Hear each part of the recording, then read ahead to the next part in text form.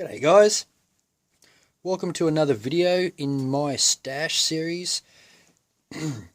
Okay, so what I'm doing is I'm going through my stash and pretty much filming every single kit that I have, because I'm just getting asked all the time, what's in my stash, and I'm going to say this in every single one of my videos just in case you skip some of them, because obviously not all vehicles are for everybody's taste. So if you do happen to come across this one, this is what I'm doing. Okay, so just a little bit about this kit, and I've had this one in my stash, let's just say a very long time. Okay, it's probably one of the first pieces of armor I actually bought, because I used to be huge in aircraft when I first started modeling, and probably this, the first piece of American World War II armor I've got. So what we got here is the Tamiya 105mm Howitzer M4A3 Sherman. Okay, so box art self-explanatory, typical Tamiya box art. Very nice, very simple. Okay, just to show what the vehicle is. Okay, and the two ends here are the same as the front, so I'm not going to show you the sides, but the top, okay, is what's included in the kit. So we do have jerry cans, machine guns, we do have a gun tripod, spare wheels, ammunition case. So we do, by the looks of it, you do have little extras for stowage on the back of the vehicle. Okay, and the kit number for this particular model is 251. No, it's not. It's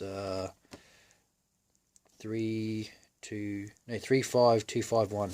Okay, that's it there, I believe. If it wants to focus, there it is there. Okay, so there's the serial number if you are wanting or have thought about getting this kit, if you are into the older style models. Okay, and the bottom side of the long side of the box is just a little illustration of the vehicle itself, and can't even tell what that says, but it's all in Japanese, and if you can read Japanese, there you go. So hit the pause button, feel free, and it does say it's made in the Philippines, 2001 Tamiya.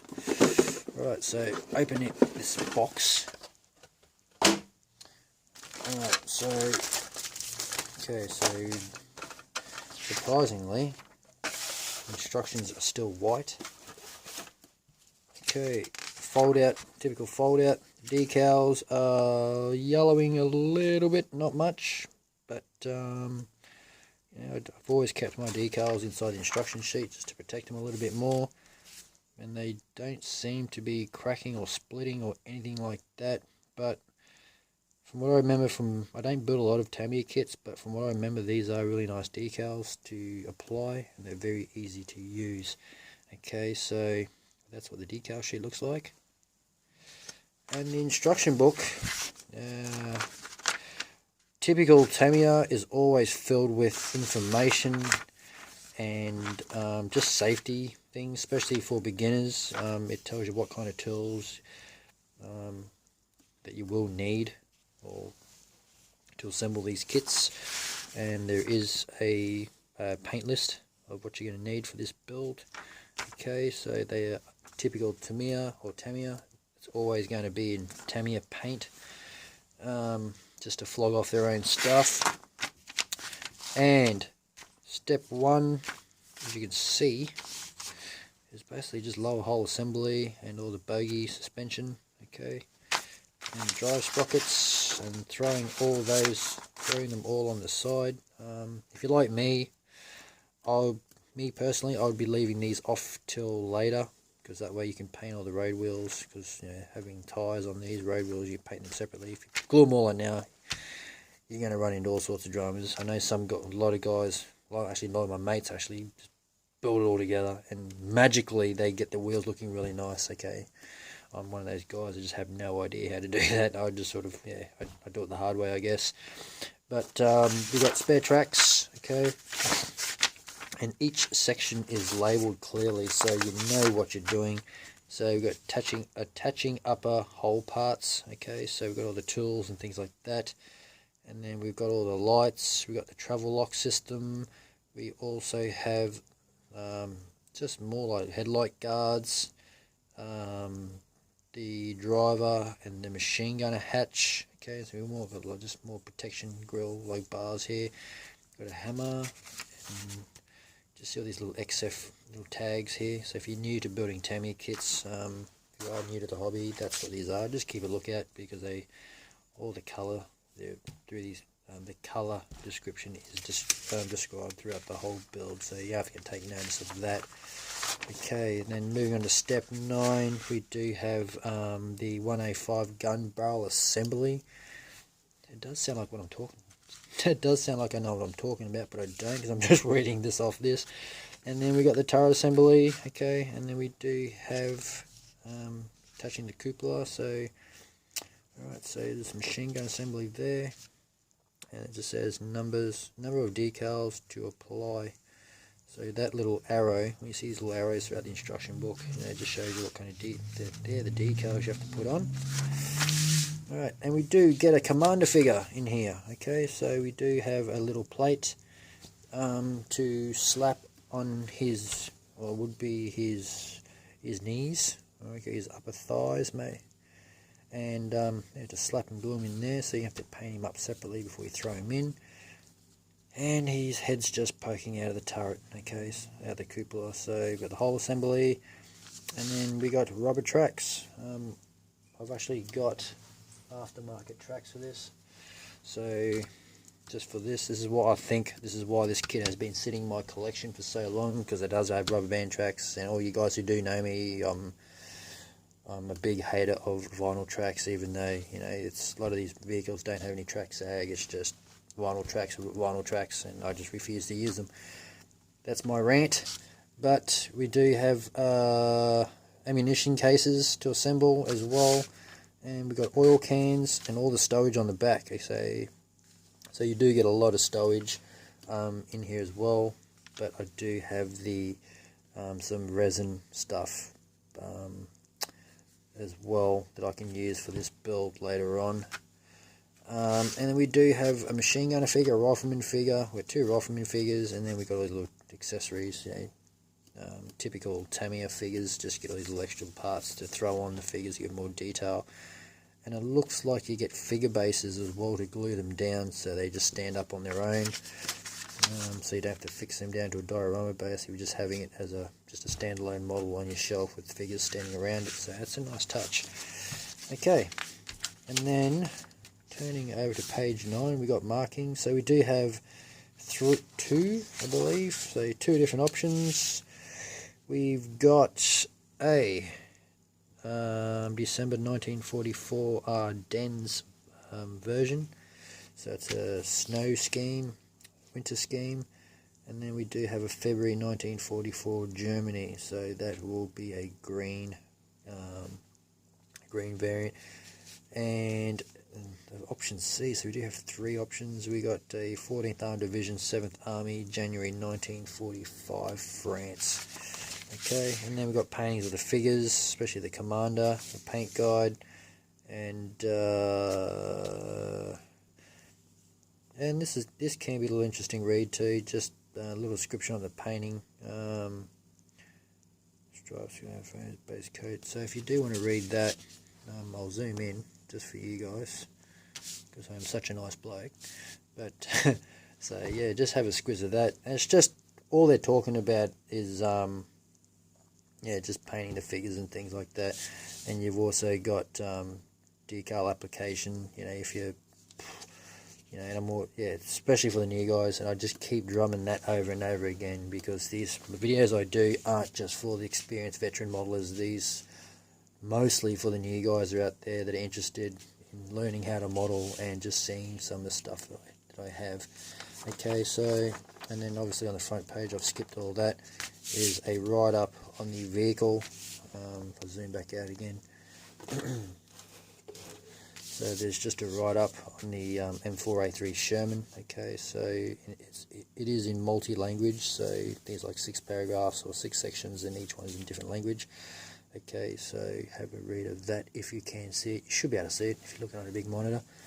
but if you're looking on a cell phone screen, it's going to be pretty hard. I do apologise for that. So, alright, so that's the instruction book. Right, so what's in the box? What is in the box? Okay, so we've got all these sprues.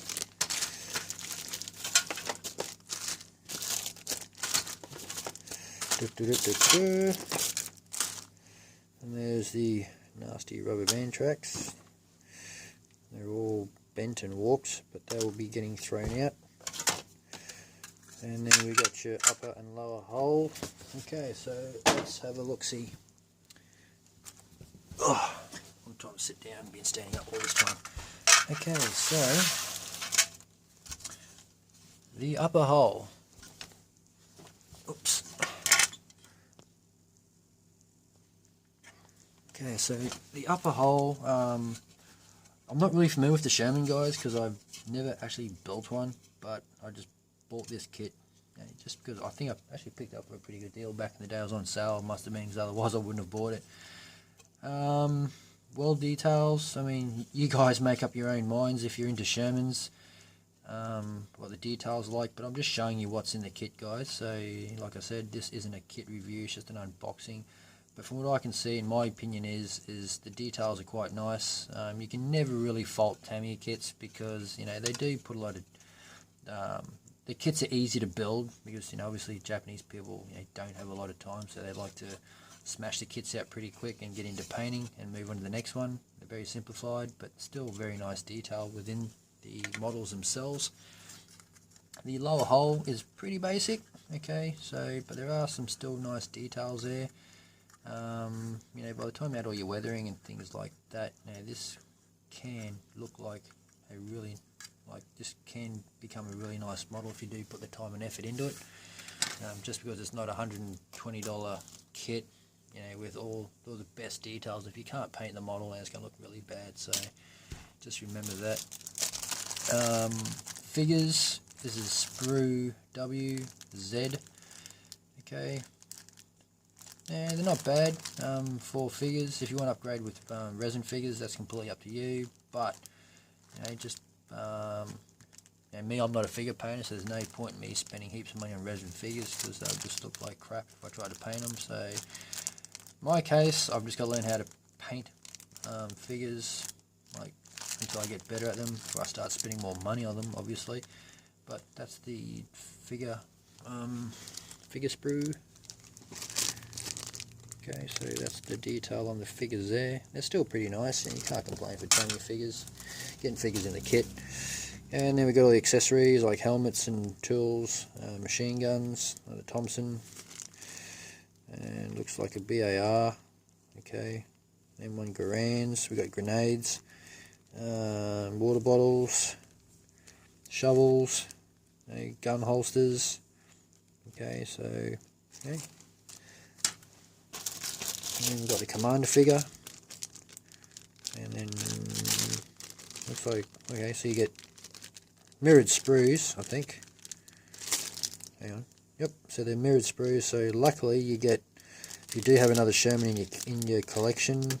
Whether you get another head for him, you get a head there. You got a hat or a helmet.